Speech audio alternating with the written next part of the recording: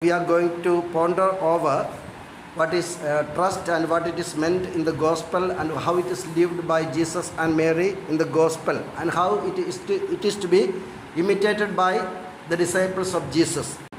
So then we start analyzing what is trust. We are pondering over the first point, that is loving trust. What is trust, first of all? According to the dictionary, the meaning may be a firm belief in the reliability or truth or ability of someone or something. So first of all, it's reliability.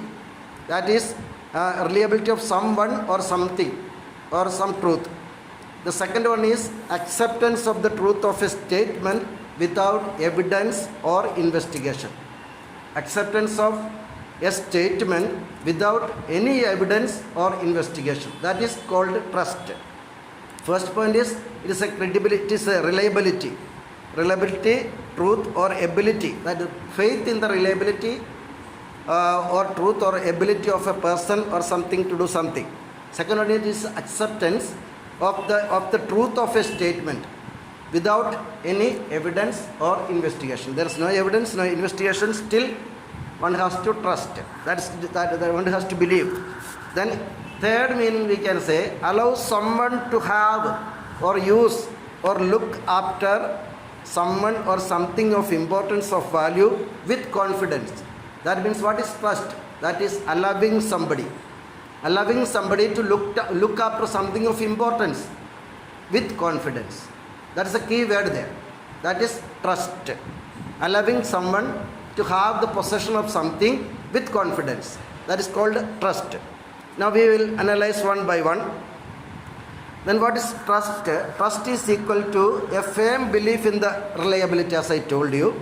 The word trust is or can be used as a synonym for confidence. The word trust should be or can be or is used as a synonym for the word confidence. The word confidence comes from the Latin word confidere.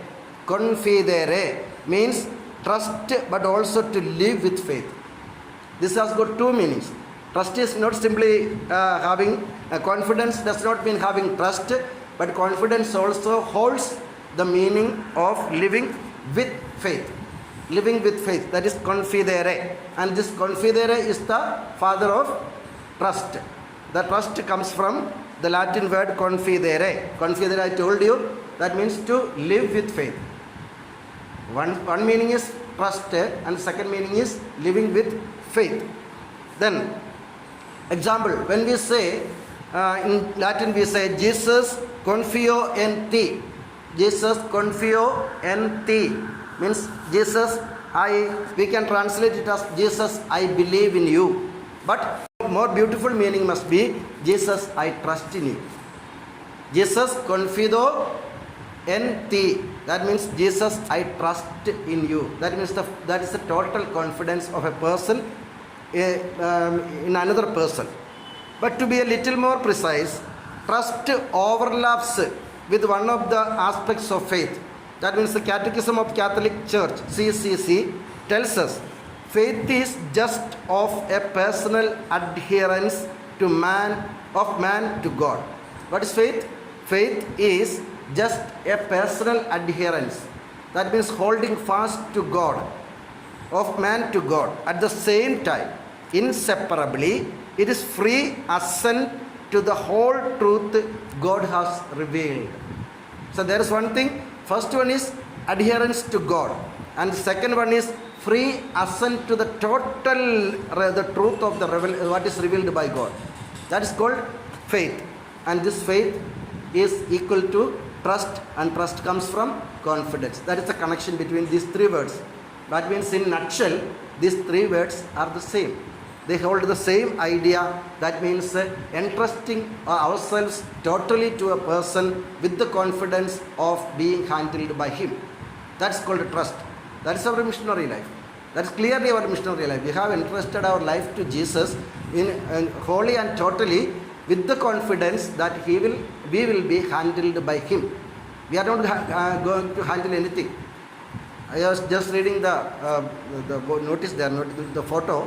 And it was written, it is not I who does, who do, he does it all. That's it. That is called a trust. That is a key point given by Mother Teresa. No? He does it all. We are not doing. That is trust. That is confidence, and that is faith, and that is adherence. And so one thing we need to understand is that if you need to have trust, if you have trust, you need to be adherent to God. That means be close to God. And at the same time, give a free assent. A free assent means a free permission to Him that you handle me if you want, as you want. If you want, and as you want, and when you want, and wherever you want. That is called trust. That is the key word we are pondering today. And is personal adherence. First point, it is personal adherence, and second one, it is free assent. Then how is trust a personal adherence and a free assent? How it can be? How the trust can be explained as a personal adherence and a free assent? We adhere to a person when we know, experience, believe that she or he is reliable. We adhere to a person when we feel that that person, she or he, is reliable, true, or able to do something for us. So we feel that, we believe that, we experience that a person is reliable and he or she can do or able to do something for us. That is called trust. Then we have when we experience the above, that means we feel that that person is trustworthy. When we experience the above, there is no other choice than to give our free assent. Once we experience that a person is reliable, he is true, and he is able and capable of doing something for me, then what should we do? Then there is the total assent. Then there is no other way than to give a free assent. Complete, that means free assent is giving complete acceptance without reservation. That is to be noted. Give a free assent without having any reservation. That is trust in its fullness. Then we have the perfect example. The perfect example of this trust or complete acceptance or giving a permission or assent, free assent without reservation is in the Old Testament. Who is the perfect example in the Old Testament? Abraham. He is our father of faith. So whenever you are asked by somebody, who is the perfect example of something? Abraham, without any doubt. In the Old Testament, because he is the prototype of Jesus himself. Abraham is the prototype of Jesus himself. Why did I say that Abraham is the prototype of Jesus? Jesus once told the Jews, before Abraham was, I was there. Before Abraham was, I was in the bosom of the Father. So Abraham also came from Jesus as a prototype. So he is the prototype of everything. Now let's go through some biblical words. That means, could you please take Genesis chapter 12 verses 1 to 4. Now the Lord said to Abraham, go from your country and your kindred and your father's house to the land that I will show you. And I will make of you a great nation, and I will bless you and make your name great, so that you will be a blessing.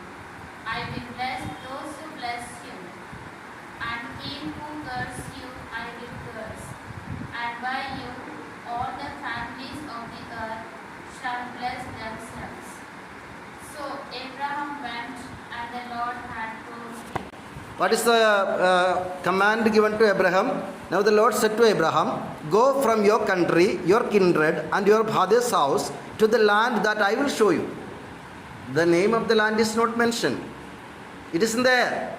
It is in the lips of the one who called him. It is in the heart of the one who called him. He is not given the name of the place. Abraham is in darkness. Go to the place, go to the nation, go to the place where country which I show you. Okay. Then the second one. And your father's house to the land I show you. I will bless you, make your name great, so that you will be a blessing. Abraham, a man without an offspring. A man without an offspring, and he knows that his wife, Sarah, she cannot give birth to a child. He knows that. She is barren. He is well aware of that, and that man is given a promise. I will make you. It's absurd in the human viewpoint. It is absurd. I will make you a great nation. A man who has no child is going to be a nation. How can it be? How can it be? Then I will bless you and make your name great so that you will be a blessing. The one who is cursed according to the Israelite tradition, a man who doesn't have a child, he is cursed by God. He is cursed, that's why there is no child. And God is telling, I will make a blessing. The one who is not blessed is going to be a blessing. How can it be? In the human standards, it is impossible.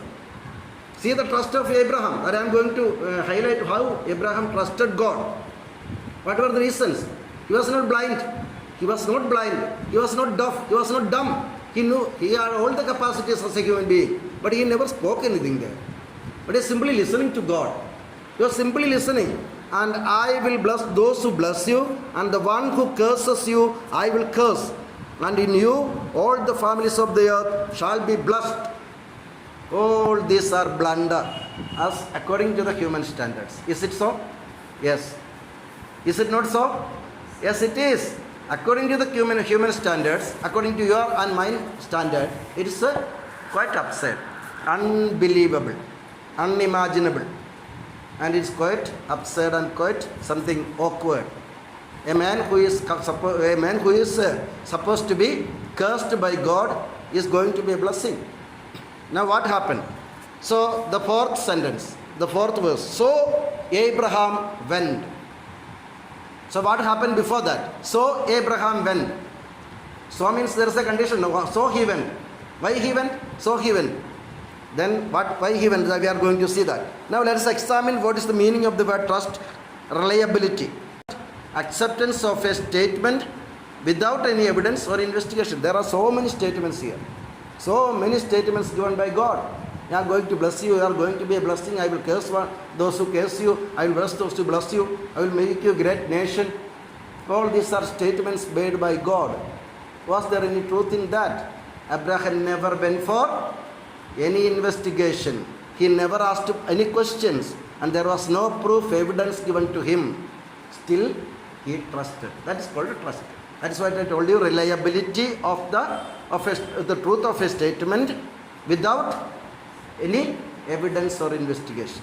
We make so many investigations in our life. Do we? Don't we? Yes. Both are safe. Do we or don't we? Both are safe. We make investigations. Why? How? Then how this can happen? Even I ask questions. I ask questions. How this can, how it will be? I don't know.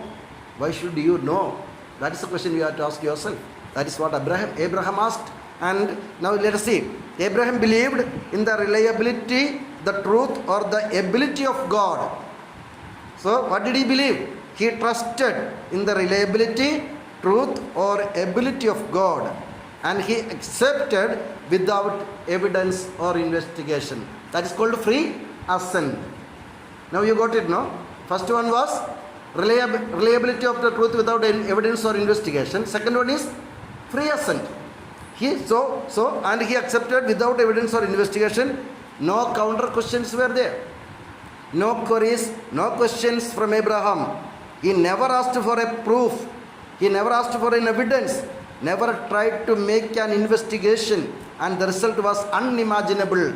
He gave a free assent to the word of God. And that is what is written in the fourth verse. So he went. Why did he go?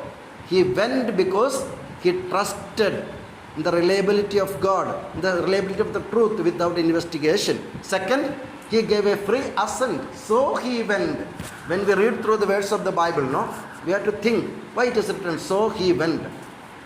So he went, it is written by the author. There may be something. Do we ever think like, so he went? Why? What is the reason? Because of these two things. The reliability of the truth of the statement without evidence or investigation. Second, he gave a free assent. There is no other choice. So Abraham went. So should every missionary be. Again we come to what is the root of trust. What shall be the root of trust? There should be some root, no? For any tree or any building or anything, there should be some root. We also have some roots. People ask you, "Aapki jad kahan ki hai?" हम कहते हैं हमारी जड़ केरल की है ना, हमारा मूल केरल का है. तो there should be some root. Whom do we trust? One question. First question. Whom do we trust and when do we trust? These questions are to be asked to ourselves. Whom do we trust and when do we trust? To say where the root of trust is love. The root of trust is love. We trust somebody when we love them. We trust somebody when we love them. Could you please read 1 John, first letter of John, chapter 4, verse 18. There is no fear in love, but perfect love casts out fear. For fear has to do with punishment, and he who fears is not perfect in love. So that is it. So what is love? What is love according to Saint John? And without this love, nobody can trust. That is what I am going to highlight this. 1 John. So the first letter of John, chapter 4, verse 18. Once again we can go through that sentence. There is no fear in love. Okay? But perfect love casts out all fear. Fear has to do with punishment, and whoever fears has not reached the perfection in love. That's my point to be highlighted here today. There is no fear in love, and with those who fear, they are afraid of punishment. Whoever fears has not reached perfection in love. So, what is trust? Reaching perfection in love is called trust. What is trust? We trust people when we love them. Okay, we trust people whom we love. Okay, then what is trust? Reaching perfection in love is trust. That means if you have trust in your mind, you can be sure, completely sure that you have reached a perfection in love. You have attained a perfection in love. That is, reaching perfection in love is called trust. Trust is developed in love, and it is the natural corollary of interpersonal relationship. So, trust is developed in love. Trust is developed in love, and it is a natural corollary. That is a natural result of interpersonal relationship. Interpersonal relationship, that is called intimacy, and it is nothing but the perfect knowledge of a person-to-person relationship. What is trust then? It is a perfection of love, it is interpersonal relationship, it is intimacy, and it is nothing but a perfect knowledge of a person. That means a person-to-person relationship. That is called perfect knowledge, and that perfect knowledge is called perfect love, and love in its perfection becomes trust. All these are connected. That is, reaching perfection in love is called trust. Then how do we reach the perfection in love? How is love is developed? How the trust is developed in love, and it is a natural corollary of interpersonal relationship. I told you that is intimacy, and it is nothing but the perfect knowledge of a person-to-person relationship. So it is the person-to-person relationship and the perfect knowledge. That means once we are called by Jesus, we are called by God, we should have an intimate relationship with Him. Without intimacy, without a interpersonal relationship, a person-to-person relationship, and without the knowledge of a person, you cannot trust Him. Then we are pondering our loving trust. That is our point today, no? We are pondering our loving trust. Why it is named loving trust? There is no queries, no questions, no worries, no excitement, no tensions. So the root is love. As far as Christians, the root of everything, every virtue is love. Because St. Paul in the letter to Corinthians, chapter 13, at the end of the love song, that love song is sung by him, and he says, love covers every sin. Everything is covered by love. Even sin is covered. That is the root is love. Without love, because then we will have to ponder on many things. Why did Jesus come to this world? It's love for His Father. It's love for His Father only. And that love for Father is channelized into human beings. That is why Jesus came. That is trust of Jesus and his Father. We are going to see that. Okay. Now let us go to the letter to Ephesians. Ephesians chapter 3, 17. And that Christ may dwell in your hearts through faith, that you being rooted and grounded in love. Okay. Christ may dwell in your hearts through faith, as you are being rooted and grounded in love. Trust is that, being rooted and grounded in love. What is trust? Trust is getting rooted and grounded in love. First you have to get rooted, then be grounded in love. Without that, there is no trust. Then loving trust is thus getting rooted and grounded in love. And we have the example of Moses. Now the example of Moses in Exodus chapter 4, verse 10. Exodus chapter 4, verse 10. The example of Moses of the loving trust. He indeed shall speak for you to the people, he shall serve as a mouth for you, and you shall serve as a God for him. See, Moses is compelled to believe. He is compelled to give a free assent. God is coming down to the level of telling that you will be a God for the people and the Aaron. Is it possible? A man is going to be God for people and Aaron. Was it possible? In the human standards, it is not possible. But was it made possible? It was made possible. It was made possible when Moses confronted the Pharaoh of Egypt. And he brought out the people of Israel. And Moses was like God to the people and to Aaron. The promise of God came true. And Moses believed without further doubt. In the beginning, he had some confusions. When he got it clarified, and that clarification, last clarification came from God, is that you will be God for him. That's the clarification given by God to make him believe and to trust. So the example of Moses is very clear. Now this loving trust. Once I remember once I read a story like that. Once on the 10-storied building in America. 10-storied building in America caught fire. And there was smoke everywhere. Smoke is seen everywhere and nothing was visible. And one little boy, was standing on the 5th floor of the building which was caught fire. And he was crying aloud, looking for his dad. And he is standing down on the earth. Standing down on the earth, his father cried out to him, to the child, told him, you jump down, I will carry you in my hands. Then the child told, my dear father, I can't see you. I see smoke everywhere.